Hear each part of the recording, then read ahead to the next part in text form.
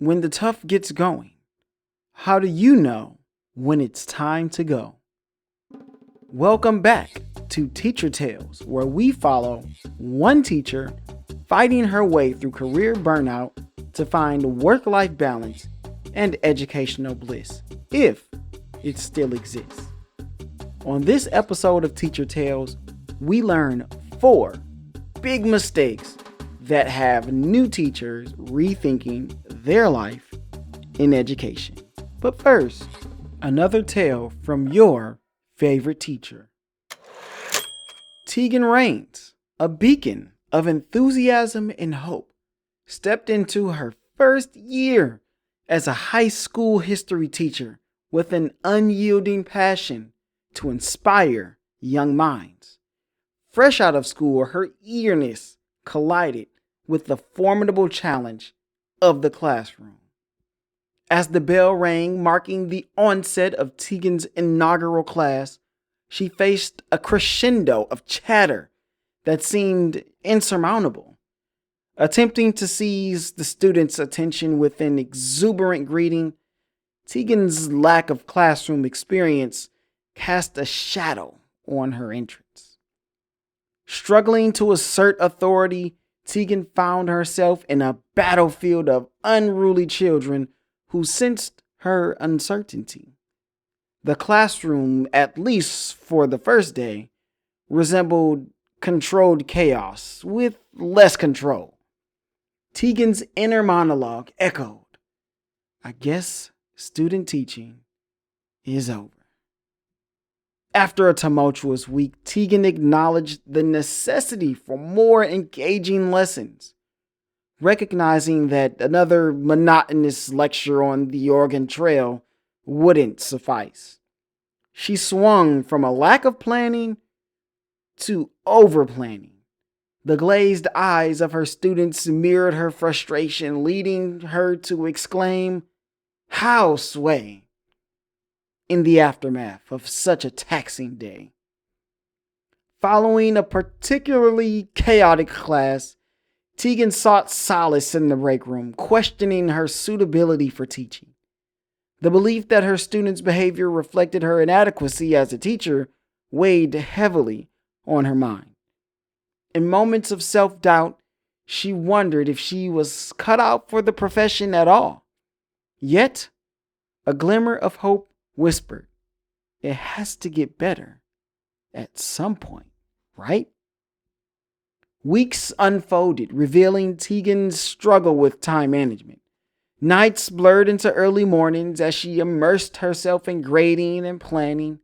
The dedication palpable, but the strain on her personal life increasingly evident. Despite these challenges, Teagan's passion for teaching endured. Realizing that her struggles were stepping stones in the vast landscape of learning, she pledged to improve.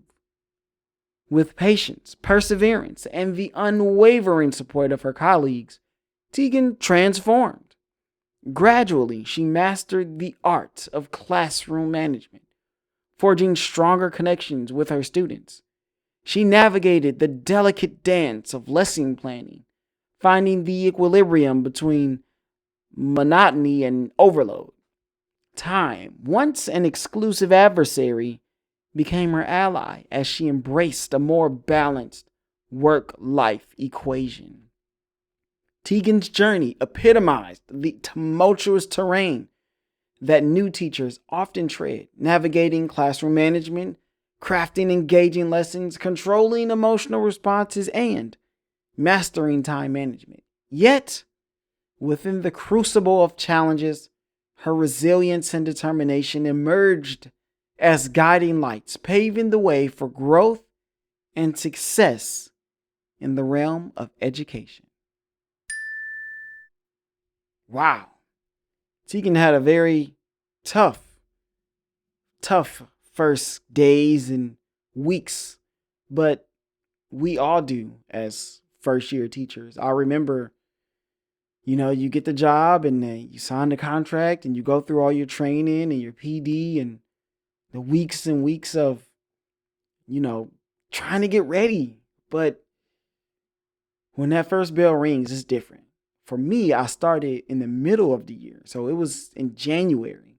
Now I have been a sub at the school that I'm currently at, so people knew who I was. But it's different going from student teaching or being a substitute to being the actual teacher.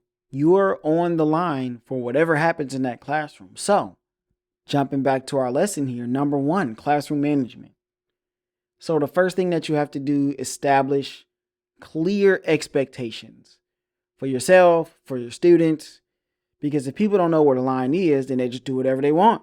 You got to establish expectations. Now, what that looks like for each thing that you're doing, so expectations for classwork, expectations for turning stuff in, expectations for class discussions, expectations for coming in the classroom, what happens first, what happens next. All of these things have to be set and clear for the students.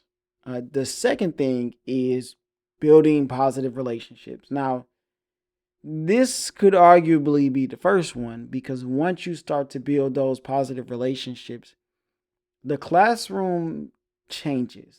Like, I feel like, or my experience has been that because the students, I always say like they fool with me, because the students are fond of me, I think that makes the expectations a little bit easier to enforce.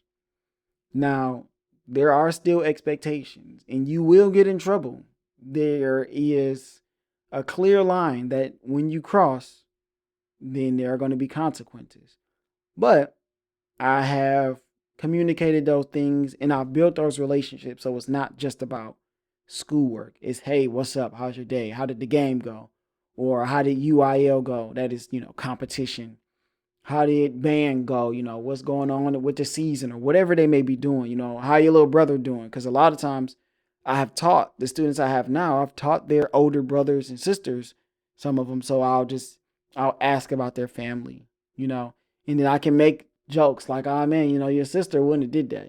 She was always on top of her stuff. I don't know what you're doing, so having those relationships goes a long way when trying to establish good classroom management. And then the third thing is implementing those engagement strategies. How do you engage your kids? How do you get them to somehow want to do what you're trying to get them to do? How do you get them to kind of see it your way? And a lot of times I'll just kind of tell them what I'm thinking as I'm introducing a project, because I teach everything through projects. What was my thinking when I was putting this together, and what do I want them to get out of it? So kind of taking them through my strategy helps to implement something that is more engaging. And so sometimes I can take their advice, like we debrief after every project, like what worked, what didn't work. If I was to do this again, what would you guys like to have known? Those kinds of things really help and go a long way with your students. So that's number 1, classroom management. Moving on to number 2, lesson planning. Now, this can be a monster, depending on what subject you teach, what district you teach in, and what school you teach at. So personally, lesson planning is kind of all done already. So myself and another teacher, shout out to Sarah Simon, we both wrote the curriculum. I put wrote in air quotes because we had a lot of stuff. We just had to organize it and put it together and then create the learning experiences. But we did all of that stuff a couple years ago. So we've been able to kind of just use these units all planned out for our lessons. So, and then now we just tweak different projects, move stuff around a little bit. But lesson planning can be difficult.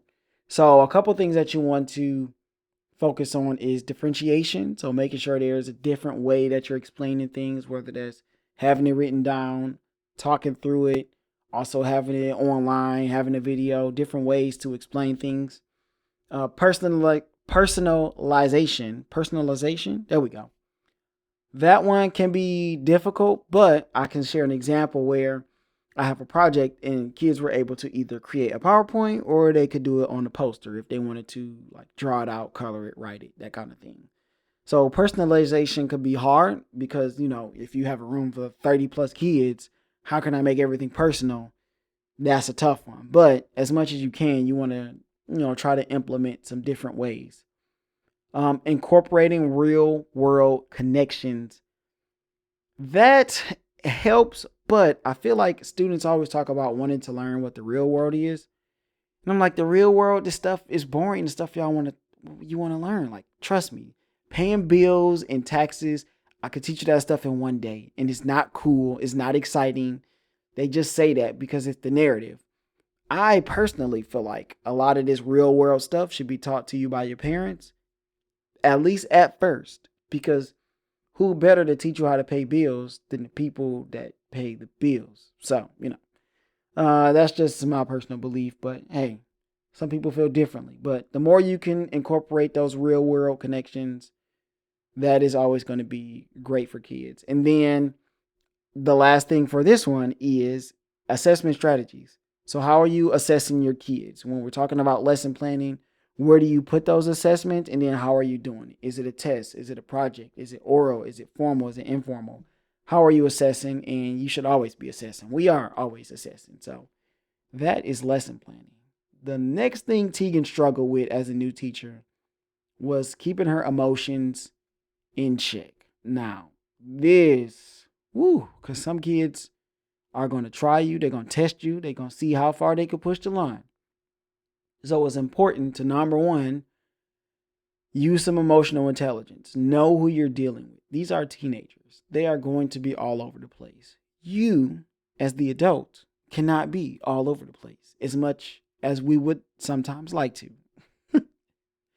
So use some emotional intelligence and understand what you're going into. Especially once you've already gotten to know your kids, like who they are and how they're going to push the line. Some people will and a lot of people won't. But once you have kind of started to do that, now you want to reflect. Okay, how am I dealing with these emotional people?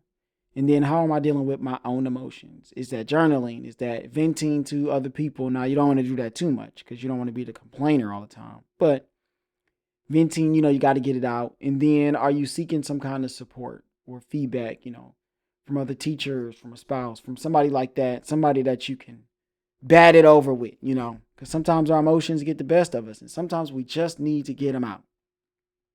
And then the last thing Teagan struggled with was time management. So first things first, prioritization. You have to prioritize what is most important and then what is urgent and what is not.